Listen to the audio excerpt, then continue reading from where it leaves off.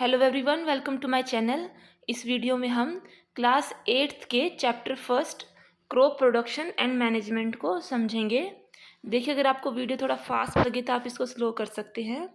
Start करते हैं कि Paheli and Bhujo went to their uncles house during the summer vacation. Their uncle is a farmer.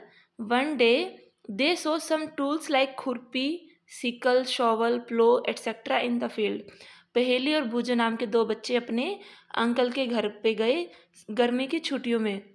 उनके जो uncle हैं वो एक फार्मर हैं और उन्होंने कुछ टूल्स देखे, खुरपी देखी, सिकल देखी, हल वगैरह उनके खेत में। You have learnt that all living organisms requires food. Plant can make their food themselves. Can you recall how green plants synthesize their own food? Animals, including humans, cannot make their own food. So, where do animals get their food from?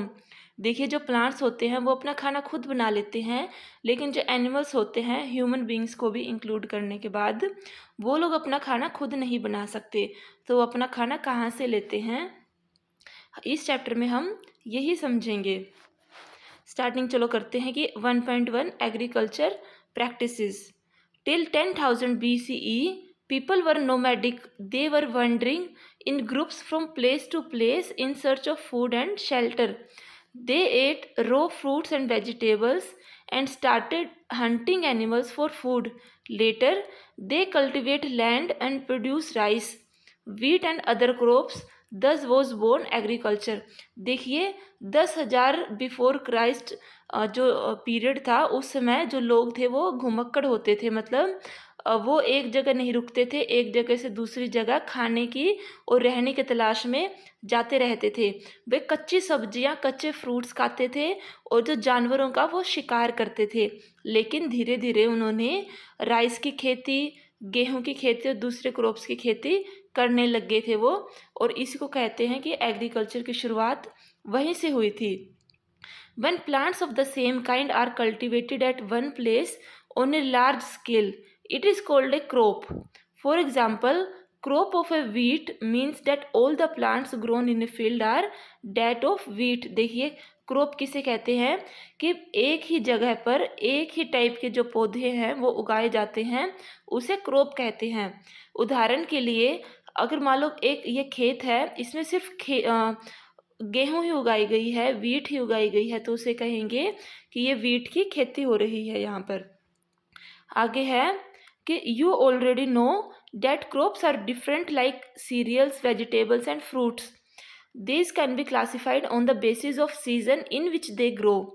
India is a vast country. Climatic conditions like temperature, humidity, and rainfall vary from one region to another. Accordingly, there is a rich variety of crops grown in different parts of the country. Despite this diversity, two broad cropping patterns can be identified. देखिए, जो crops हैं वो भी, उनकी भी काफ़ी types होती हैं, और वो किस सीजन में पैदा होती हैं इस पे भी वो डिपेंड करता है, क्योंकि इंडिया में जगह जगह पर मिट्टी भी अलग है, टेम्परेचर भी अलग है, बारिश भी अलग है। तो इसकी वजह से अलग अलग जगह पर अलग अलग टाइप की खेती की जाती है।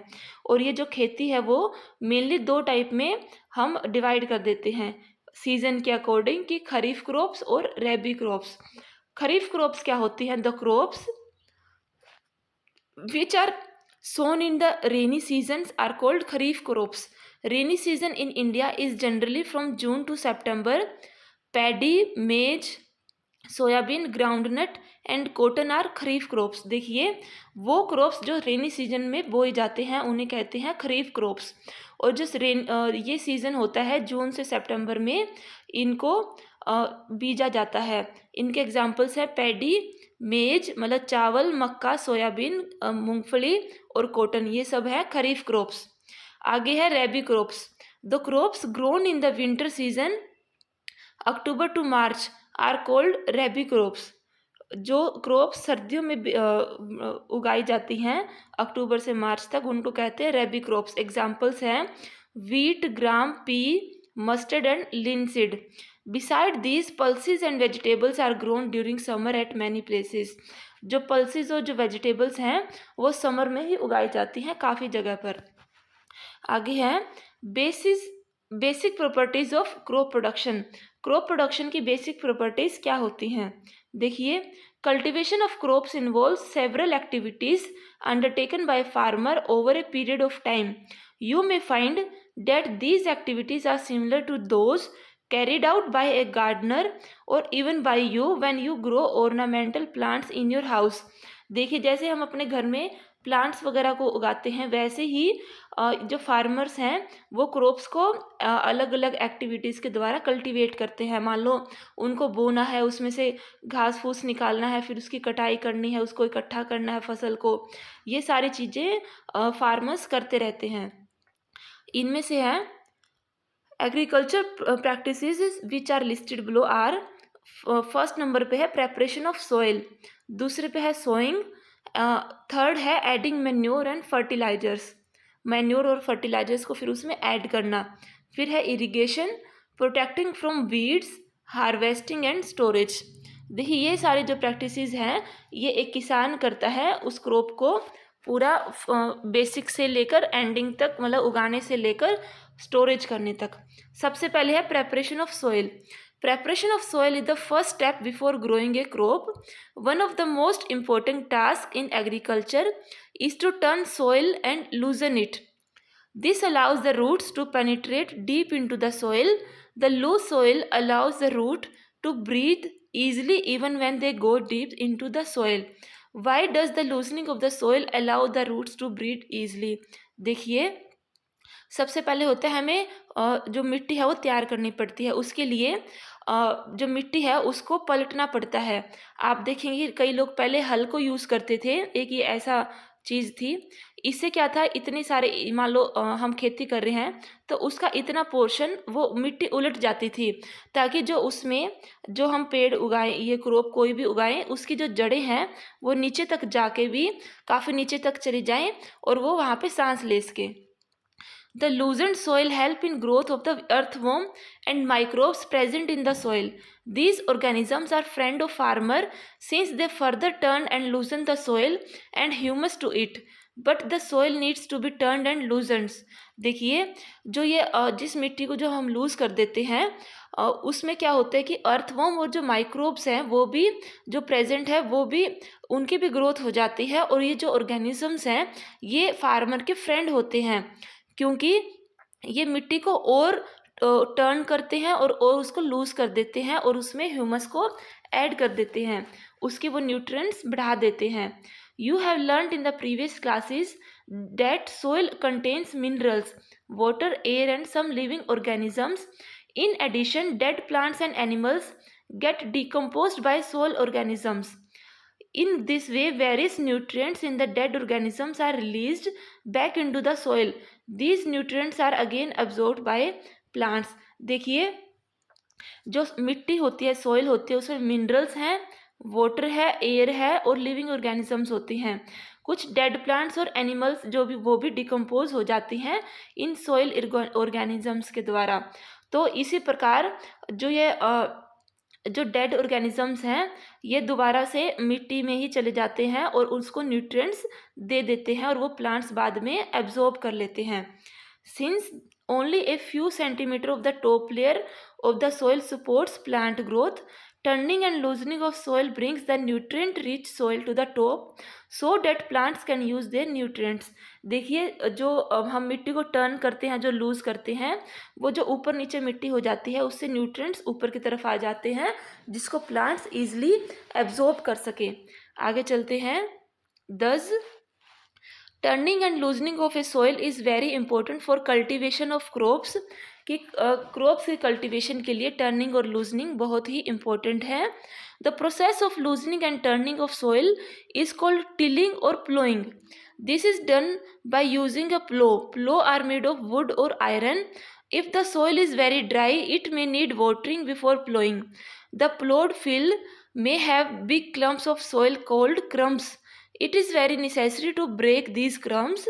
Leveling the field is beneficial for sowing as well as for irrigation, levelling of soil is done with the help of a leveller.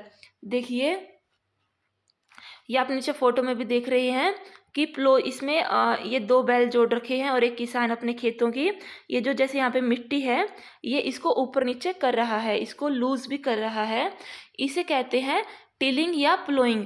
इसका यूज़ है वो एक प्लो के द्वारा किया जाता है, इसको हल भी बोल सकते हैं। आजकल तो काफ़ी एडवांस टेक्निक्स आ रखी हैं, इसमें सिर्फ एक ही है। आजकल के जो है उसमें काफ़ी सारे होते हैं ये ऐसे प्लो, ये और ये सारे स्टील वगैरह के बने होते हैं और ये ट्रैक्टर के साथ जोड़ दिए जाते हैं, इससे जल्दी जल्दी काम हो जाता है। ये जो प्लो हैं ये आयरन या वुड के बने होते हैं। अगर मिट्टी काफ़ी ड्राई है तो उसको पहले पानी दिया जाता है, और अगर उसमें काफ़ी टुकड़े हो रखे हैं बड़े बड़े जैसे मिट्टी जमी हो रखी है कहीं पे तो उसको तोड़ा भी जाता है और सबसे पहले उसको लेवलिंग भी की जाती है। लेवलिंग करने के लिए भी आजकल ट्रैक्टर का ही यूज़ कर लेते हैं या पहले ये बैल का यूज़ करते थे। इसमें एक ऐसे लकड़ी का टुकड़ा ये होता है पूरा, इसको पूरा ट्रैक्टर के हिसाब से ऐसे घिसराते रहते हैं और वो लेवल हो जाता है मिट्टी का। आगे है कि agriculture implements before sowing the seeds it is necessary to break soil clumps to get better yield. This is done with the help of various tools. The main tool used for this purpose are plow, hoe और cultivator. देखिए जो soil के जो बड़े बड़े clumps आ जाते हैं उनको तोड़ने के लिए भी काफ़ी वो ज़रूरी होता है उनको तोड़ना, और उनको तोड़ने के लिए प्लो हो या कल्टीवेटर का यूज़ किया जाता है। सबसे पहले है प्लो, हम इसे डिटेल में समझेंगे। This is being used since ancient times for tilling the soil, adding fertilizers to crop, removing the weeds and turning the soil. देखिए जो प्लो होता है इसको एंशिएंट टाइम से ही हम यूज़ कर रहे हैं सॉइल को टिल करने के लिए, उसमें फर्टिलाइजर ऐड करने के लिए, जो वीड्स है घास फूस है जो जंगली पेड़ है उसको हटाने के लिए, और मिट्टी को टर्न करने के लिए। This is made of wood and is drawn by a pair of bulls और अदर एनिमल्स। देखिए ये वुड का बना होता है और जिसको बुल या कोई दूसरा एनिमल हॉर्स या कैमल का भी हम यूज़ करते हैं। It contains a strong triangular iron strip called ploughshare. इसे प्लोशेयर बोलते हैं, यहाँ पे हम फोटो में भी दिख रहा है। The main part of the plough is a long log of wood which is called a plough shaft. जो लॉन्ग वुड है ये इसको प्लो शाफ्ट बोलते हैं। This is a handle at one end of the shaft. Shaft के एक और पे एक हैंडल है। The other handle is attach to the beam which is placed on the bull's neck. एक हैंडल यहाँ पे है और एक हैंडल ये बुल्स की पीठ पे रखा जाता है। One pair of bull and a man can easily operate the plough. इस फोटो में भी दिखाई दे रहा है कि एक पेयर आसानी से एक पेयर ऑफ बुल और एक आदमी के द्वारा हैंडल किया जाता है। अब आगे है कि indigenous wooden plough is increasingly being replaced by iron ploughs nowadays. और आजकल जो ये पहले का जो तरीका था वुडन प्लो को, इसको आयरन का प्लो ने भी इसकी जगह ले ली है। आगे है हो। It is a simple tool which is used for removing weeds and for loosening the soil. ये एक सिंपल सा टूल है जिसको वीड्स रिमूव करने के लिए और मिट्टी को लूज करने के लिए यूज़ किया जाता है। It has a long rod of wood and iron. A strong broad and bent plate of iron is fixed to the one of its end and it works like a blade. It is pulled by animal. देखिए ये एक हो की photo है। इसमें एक bent plate है जो मिट्टी को लूज़ भी करती है और वहाँ से जो वीड्स हैं उसको भी निकालती है। यहाँ का इसका एक हैंडल है, ग्रिप है, ये बीम है इसको लगाने के लिए इसके ऊपर एनिमल्स वगैरह के ऊपर, और ये भी एक हेल्पफुल टूल है। आगे है cultivator. Cultivator. Now plowing is done by tractor driving cultivator. The use of cultivator saves labor and time. आजकल जो है जो प्लोइंग का जो काम है ये कल्टीवेटर के द्वारा किया जाता है। देखिए इसमें काफ़ी सारे यहाँ पे ये हल जैसे लगे हुए हैं, प्लो जैसे लगे हुए हैं, और ये प्लोइंग में काफ़ी काम आता है। सोइंग क्या होती है? Sowing is an important part of crop production. Before sowing, good quality, clean and healthy seeds of a good variety are selected. Farmer prefer to use seeds which give high yield. देखिए फिर आती है बीज डालने की प्रक्रिया। इससे पहले फार्मर अच्छी क्वालिटी के जो बीज हैं, जिससे ज़्यादा वैरायटी, अच्छा उत्पाद हो सके, अच्छा यील्ड आ सके, क्रॉप का प्रोडक्शन हो सके, उसको यूज़ करते हैं और उसको सिलेक्ट करते हैं। Selection of seeds. Are there seeds which float on the water? Would those be lighter or heavier than those which sink? Why would they become lighter? Damaged seed become hollow and thus lighter. Therefore they float on water. देखिए इसमें एक activity करवाई गई है कि take a beaker, fill half of it with water, put a handful of wheat seeds and stir it, wait for some time. कि एक beaker लोग उसको उसमें थोड़ा पानी डाल दो और उसमें एक मुट्ठी वीट के दाने डाल दो। फिर देखोगे कि कुछ उसमें सिंक हो जाएंगे, कुछ जो लाइटर हैं, कुछ हैवियर हैं, कुछ जो डैमेज हैं, जो जिसमें कोई डैमेज है या जिसमें होलो है वो ऊपर फ्लोट करेंगे और जो भारी थे वो नीचे मतलब डूब जाएंगे। This is a good method for separating good healthy seeds from damage one. Before sowing, one of the important task is to know about the tools used for sowing things. देखिए सोइंग से पहले हमारे लिए ज़रूरी है कि कौन कौन से जो टास्क हैं या टूल्स हैं वो यूज़ किए जाते हैं सीड्स को सो करने के लिए। सबसे पहले आता है traditional tool. The tool use traditionally for sowing seed is shaped like a funnel. The seeds are filled into the funnel. देखिए ये फनल ये हम देख रहे हैं, इसमें ये आदमी सीड को डाल रहा है। The seeds are filled into the funnel passed down through one or two pipes having sharp ends. देखिए ये पाइप है, यहाँ पे इसमें एक है, कई बार 2 या 3 पाइप्स भी होती हैं और उसमें ये बीज नीचे की तरफ चला जाता है, फिर ये मिट्टी में चला जाता है और वहाँ पे ही ये जैसे ये हल है, यहाँ पे एक हल टाइप का भी है, ये मिट्टी खोदता जाएगा और ऊपर से बीज गिरता जाएगा और ये आगे तक जाते जाएंगे। आगे चलते हैं। Seed drill. Nowadays the seed drill is used for sowing with the help of tractor. This sows the seed uniformly at equal distance and depth. It ensures that seeds get covered by the soil after sowing. This protects seed from being eaten by birds. Sowing by using a seed drill saves time and labor. देखिए आजकल इस seed drill का use करने लगे हैं। यहाँ पे ऊपर से बीज डाल दिया जाता है और ये इवनली डिस्ट्रीब्यूट हो जाता है, इक्वल डिस्टेंस पे ये जैसे लगे होते हैं, तो इक्वल डिस्टेंस पर लगभग अच्छी गहराई में जो बीज हैं वो डाल दिए जाते हैं और उसके साथ साथ जो मिट्टी है उसके ऊपर, बीज के ऊपर भी डाल दी जाती है ताकि उसको पक्षी वगैरह ना खाएं। आगे है appropriate distance between the seed is necessary to avoid overcrowding of plant. This allow plants to get sufficient sunlight, nutrients and water from the soil. At times a few plants may have to be removed to prevent overcrowding. देखिए जो distance है वो appropriate इसलिए रखी जाती है ताकि सारे प्लांट्स को प्रॉपर न्यूट्रिएंट्स मिल सके, सनलाइट मिल सके, पानी भी मिल सके, ठीक है। और अगर ज़्यादा ओवर क्राउडिंग हो जाती है तो उसको निकाल देते हैं उस प्लांट को। Adding manure and fertilizers. उसके बाद क्या होता है, मैन्योर या फर्टिलाइज़र खाद बीज को डाला जाता है। substances which are added to the soil in form of nutrients for healthy growth of plant are called manure और fertilizers। देखिए जो न्यूट्रिएंट्स चीज़ जो हम डालते हैं ताकि जो प्लांट है वो हेल्दी ग्रो करे, उसे मैन्योर या फर्टिलाइजर्स बोलते हैं। Soil supply minerals nutrients to the crop plants. These nutrients are essential for growth of plants in certain areas. Farmer grow crop after crop in the same field. The field is never left uncultivated or fallow. Imagine what happens to the nutrients। देखिए ज़्यादातर क्या होता है कि एक ही खेत के ऊपर बार बार फसल उगाई जाती है जिससे मिट्टी के जो न्यूट्रिएंट्स है वो कम हो जाते हैं, और जब मिट्टी के अगर न्यूट्रिएंट्स कम हो जाएंगे तो अगली फसल को न्यूट्रिएंट्स नहीं मिलेंगे और वो उगेगी नहीं अच्छी तरह। तो इसके लिए उसमें मैन्योर और फर्टिलाइजर्स का डालना ज़रूरी हो जाता है।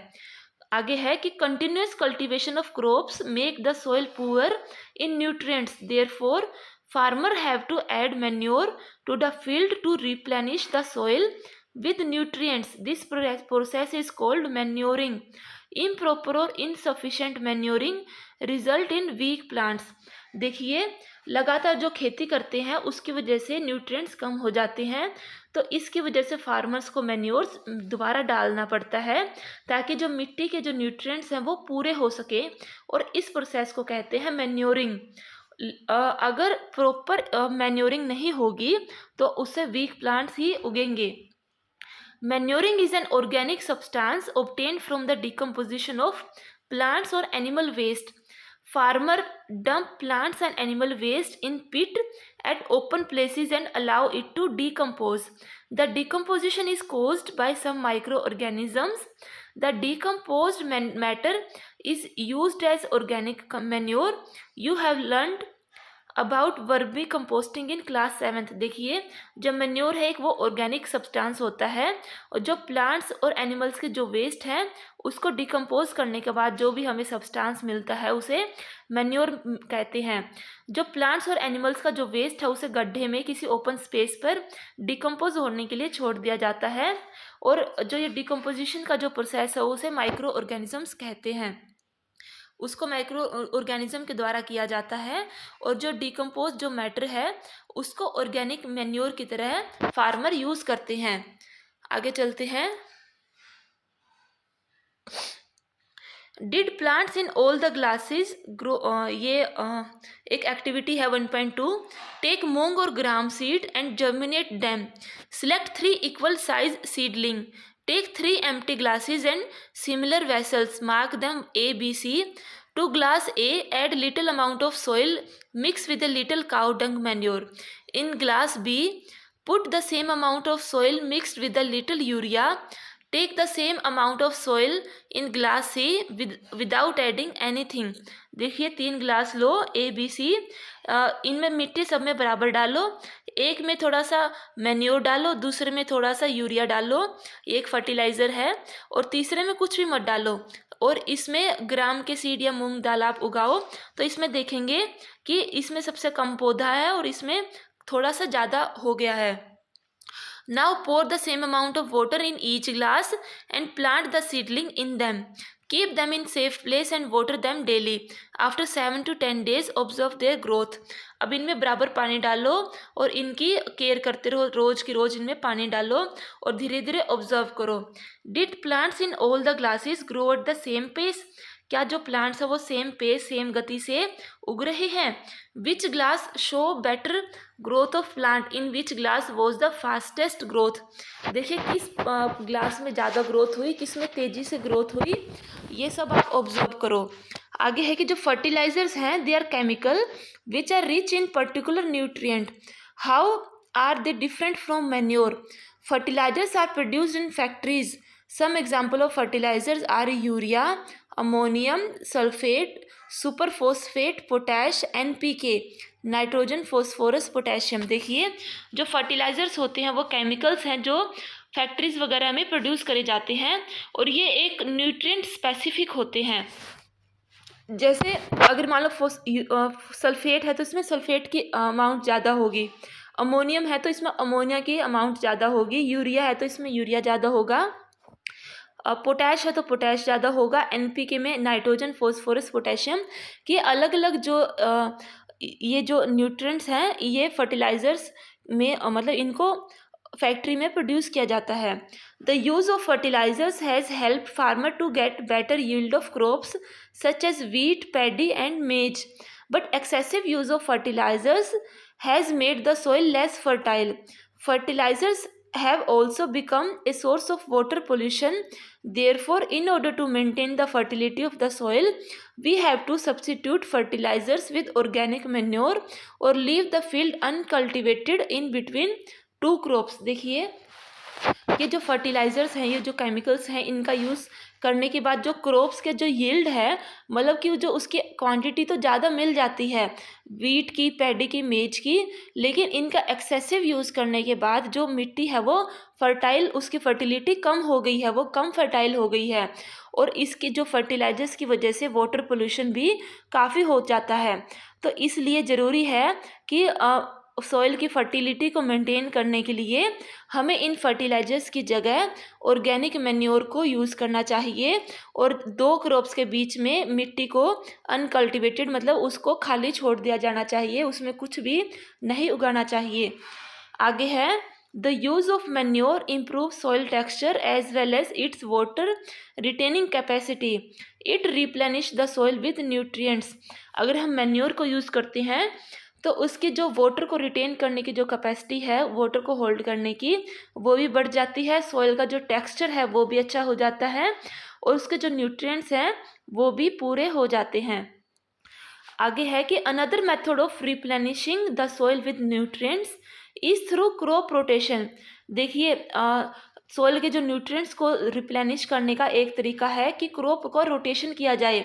कि मतलब क्रॉप रोटेशन से आप समझ सकते हैं कि एक बार एक क्रॉप उगाए फिर अगली बार दूसरी उगाए, फिर इस हिसाब से ऑल्टरनेटली क्रॉप को उगाते रहें। This can be done by growing different crops alternately. Earlier farmer in northern India use to grow legumes as fodder in one season and wheat in the next season. This help in replenishment of soil with nitrogen. Farmer are being encouraged to adopt this practice. पहले क्या होता था, north India में जो farmers थे एक समय पे लेग्यूम्स थे वो उगाते थे ताकि, और दूसरी बार वीट था उसको उगाते थे, क्योंकि लेग्यूम्स से क्या था, नाइट्रोजन वो उसमें नाइट्रोजन की अमाउंट थी वो ज़्यादा होती थी और वो अगली फसल के लिए नाइट्रोजन को पूरा कर देते थे। In previous classes, you have learnt rhizobium bacteria. These are present in the nodes of roots of leguminous plants. They fix atmospheric nitrogen. देखिए जो ये लेग्यूम्स हैं जैसे इनमें क्या होता है कि राइजोबियम बैक्टीरिया होता है और ये उनके रूट्स की जो नोड्स हैं वहाँ पे प्रेजेंट होता है और वो जो एटमॉस्फेयर की जो नाइट्रोजन है उसको फिक्स कर देती है मिट्टी में, और ताकि जो मिट्टी में नाइट्रोजन की अमाउंट वो ज़्यादा कर देते हैं। आगे है difference between fertilizers and manure, कि फर्टिलाइज़र और मैन्योर के बीच में क्या डिफरेंस है। फर्टिलाइजर्स क्या है कि ये मैन मेड इनऑर्गेनिक सॉल्ट हैं, इसको आदमी के द्वारा बनाया जाता है। और मैन्योर क्या है, वो नेचुरल सब्सटेंस है, कब उसको decomposition of cattle Dang and plant के रेसिड्यू, वो प्लांट्स और एनिमल्स से उनके डिकम्पोजिशन से हमें मैन्योर मिलता है। सेकंड पॉइंट है कि fertilizer is prepared in factories, इसको फैक्ट्रीज में प्रिपेयर किया जाता है। Manure can be prepared in the field, जो मैन्योर्स है उसको गड्ढे में खुले जगह पर भी प्रिपेयर किया जाता है। Fertilizer does not provide any humus to soil, जो फर्टिलाइजर्स हैं वो कोई ह्यूमस प्रोवाइड नहीं करते, लेकिन जो मैन्योर हैं they provide a lot of humus to the soil, वो काफ़ी सारा ह्यूमस प्रोवाइड करते हैं। Fertilizers are very rich in plant nutrients like nitrogen, phosphorus and potassium. Fertilizers में नाइट्रोजन, फॉस्फोरस और पोटेशियम की अमाउंट ज़्यादा होती है। जो मैन्योर है they are relatively less rich in plants nutrient, कि जो मैन्योर है उसमें प्लांट के जो न्यूट्रिएंट्स है उसमें थोड़ी कम होती हैं। आगे है कि advantage of manure, the organic manure is considered better than fertilizers. This is because it enhances the water holding capacity of the soil, कि जो सॉइल की जो वाटर होल्ड की जो कैपेसिटी है ये उसको बढ़ाता है। It makes soil porous due to which exchange of gases become easy, इसको ये सॉइल को पोरस बना देता है ताकि जो गैसेस का जो एक्सचेंज है वो ईजी हो जाए, कि जो प्लांट्स को जो रूट्स में जो ऑक्सीजन या दूसरे जो एयर को लेता है वो ईजी हो जाए, उसके लिए कार्बन डाइऑक्साइड लेता है। It increases the number of friendly microbes, और जो छोटे छोटे माइक्रो ऑर्गेनिजम्स हैं उसका भी इंक्रीज कर देता है, और ये टेक्सचर सॉइल का जो टेक्सचर है उसको भी इम्प्रूव करता है। आगे है irrigation, all living beings need water to live, water is important for proper growth and development. Water is absorbed by plant roots, along with water minerals and fertilizers are also absorbed. Plant contains nearly 90% water. Water is essential because germination of seed does not take place under dry conditions. Nutrients dissolved in water are transported to each part of the plant. Water also protects the crop from both frost and hot air currents. To maintain the moisture of soil For healthy crop growth, field have to be watered regularly. The supply of water to crop at regular interval is called irrigation. देखिए irrigation क्या होता है कि पानी का crops को irregular interval पर supply करना, उसे इरिगेशन कहते हैं। अब पानी क्यों ज़रूरी होता है इसे समझते हैं कि जो पानी है वो प्लांट की जो रूट्स होते हैं उसे एब्जॉर्ब करते हैं और साथ के साथ मिनरल्स और फर्टिलाइजर्स भी एब्जॉर्ब हो जाते हैं। जो प्लांट्स हैं उसमें 90% पानी होता है। पानी जो बीज के जो जर्मिनेशन है उसके लिए भी ज़रूरी होता है, क्योंकि वो ड्राई कंडीशंस में नहीं बीज उगता नहीं है, उसमें से प्लांट नहीं उग सकता। जो न्यूट्रिएंट्स हैं वो पानी में डिज़ोल्व होके पूरे प्लांट के हर पार्ट तक जाते हैं और जो पानी है वो क्रॉप को काफ़ी ठंड से या काफ़ी हवा गर्मी के मौसम से भी बचाता है और ये मॉइस्चर बनाए रखता है मिट्टी का, ताकि हेल्दी क्रॉप का ग्रोथ हो। इसलिए जो फील्ड्स हैं उनको लगातार पानी देना पड़ता है। The time and frequency of irrigation varies from crop to crop, soil to soil, season to season. In summer, frequency of watering is higher. Why it is so? Could it is be due to increased rate of evaporation of water from soil and leaves? देखिए जो पानी, जो irrigation की जो हमें जो पानी देना होता है वो मिट्टी से मिट्टी पे डिपेंड करता है, सीज़न से सीज़न पे भी डिपेंड करता है और क्रॉप टू क्रॉप भी डिपेंड करता है। गर्मियों में जो पानी देने की जो फ्रीक्वेंसी है वो बढ़ जाती है। आगे है source of irrigation. The source of water for irrigation are well, tube well, pond, lake, river, dams and canal. ये काफ़ी सारे sources हैं irrigation के। Traditional method of irrigation, traditional method क्या थे? Water available in the wells, lakes and canal is lifted up by different method in different regions for taking to the field. Cattle or human labor is used in these methods, so these methods are cheaper but less efficient. Various traditional ways are moat, pulley system और chain pump. देखिए जो traditional method थे उसमें क्या है, मोट, इसमें इसमें ह्यूमन लेबर का यूज़ किया जाता है और ये कुएं से पानी निकाल के खेतों में ज़्यादातर लगा देते हैं. आगे है चेन पंप. इसमें ये देखिए चेन पंप, ये रहा, ये सारे मेथड हैं जिसमें ये सारे पानी ही दिया जाता है खेतों में.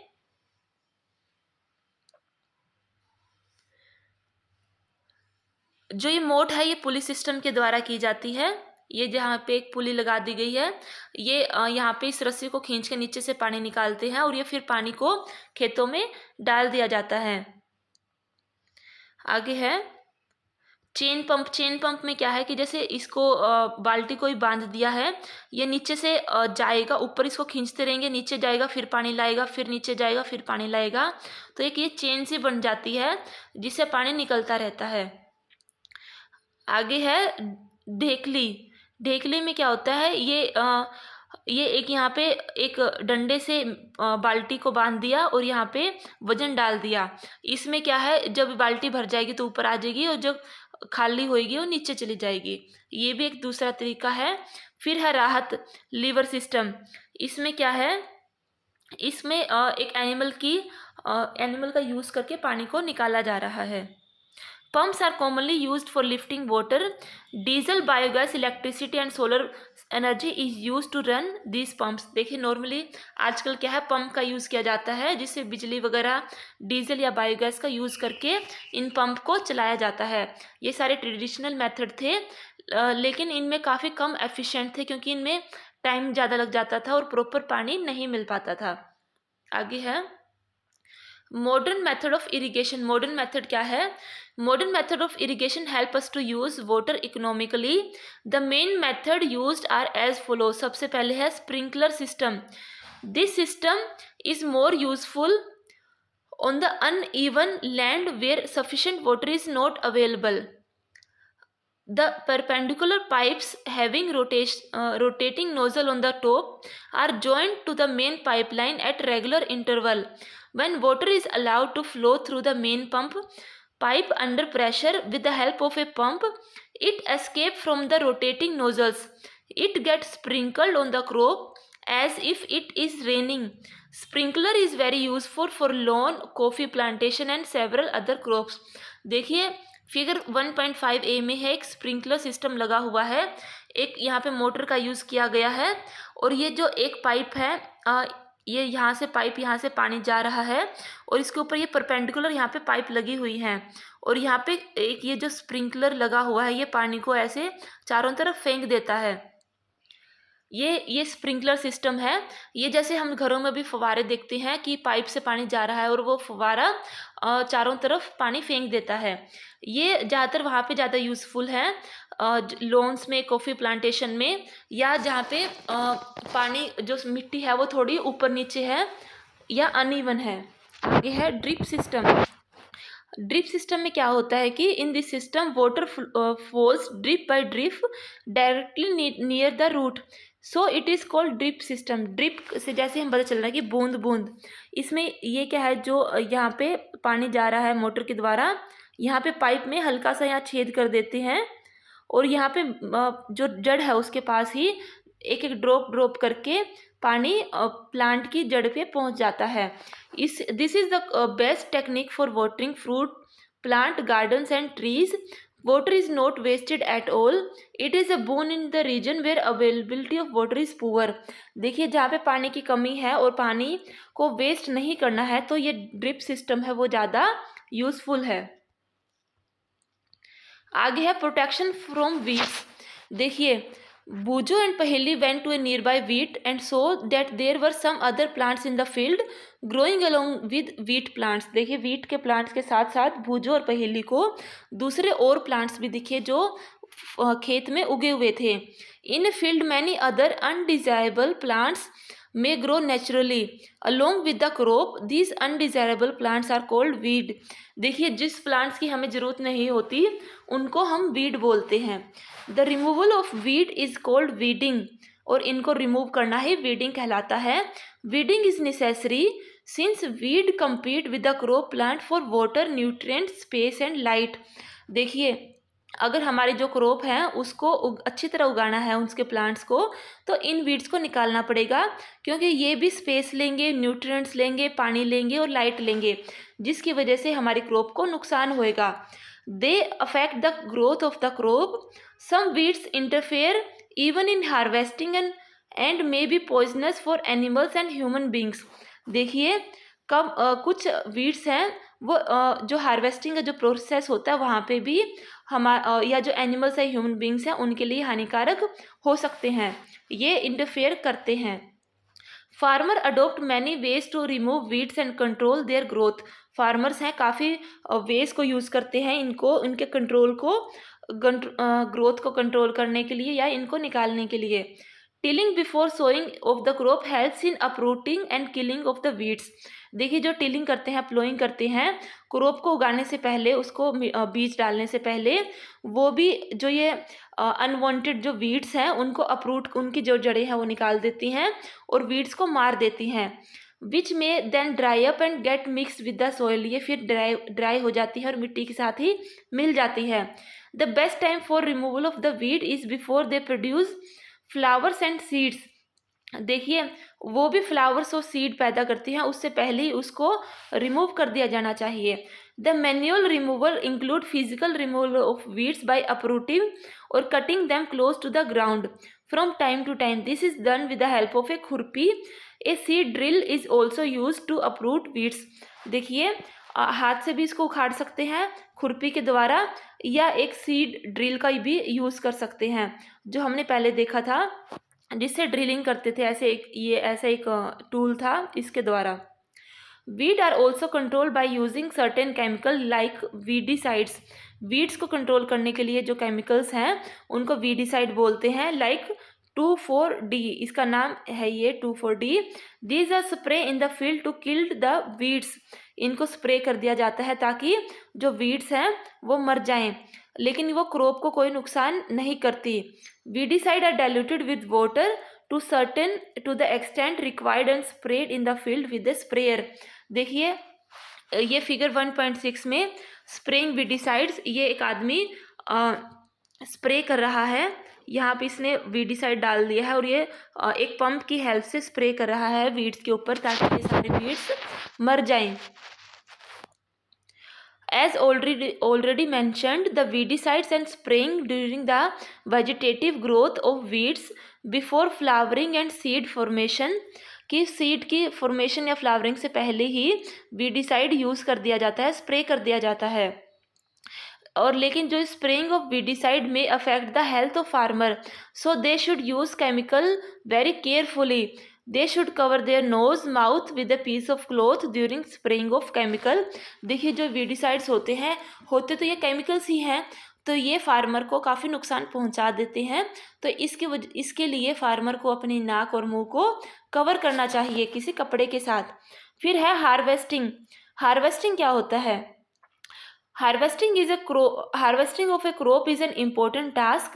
Cutting of crop after it is mature is called harvesting। देखिए फसल का काटना ही हार्वेस्टिंग कहलाता है। इन harvesting crops are pulled out or cut close to the ground. It usually takes 3 to 4 months for a cereal crop to mature। देखिए किसी भी फसल को उगने के लिए 3 से 4 महीने का टाइम लगता है और उसको बाद उसको या तो ऊपर से खींच लिया जाता है या बिल्कुल ग्राउंड के पास से उसको काट लिया जाता है। Harvesting in our country is either done manually by sickle, ये एक सिकल दिख रही है आपको, और बाय मशीन कॉल्ड हार्वेस्टर। एक मशीन है, या तो हार्वेस्टर का यूज़ करते हैं या हम सिकल का यूज़ करते हैं।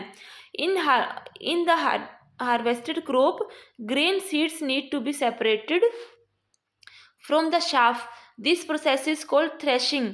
देखिए जैसे एक गेहूं की फसल है, यहाँ पे गेहूं है, ये इसकी डंडी है, ये ग्राउंड है, तो यहाँ पास से इसको काट लेंगे। जो ये ऊपर वाला एरिया होगा, ये जो गेहूं है और ये जो डंडा है, इसको अलग करने को प्रोसेस को कहते हैं थ्रेशिंग। और इसकी जो मशीन है उसको बोलते हैं कंबाइन। ये एक कंबाइन है। ये क्या है, नीचे से फसल को काट भी लेगी और ऊपर ये जो वीट है और जो ये डंडा है इसको अलग भी कर देगी। ठीक है, ये काफ़ी अच्छी टेक्निक है जो किसान यूज़ कर रहे हैं। आगे है farmers with small holding of land do the separation of grain and chaff by winnowing. देखिए जिसके पास कम होल्डिंग है, क्योंकि ऐसे मशीन को यूज़ करने में काफ़ी खर्चा भी आता है, तो ये जो छोटे फार्मर्स हैं वो विनोइंग का यूज़ कर लेते हैं। ये है विनोइंग मशीन, ये मैनुअली ही इसको यूज़ कर लेते हैं। आगे है storage. Storage of the product is an important task. Storage भी एक बहुत ही इम्पोर्टेंट है, क्योंकि तो harvested grains are to be kept for longer time. They should be safe from moisture, insect, rats and micro organisms.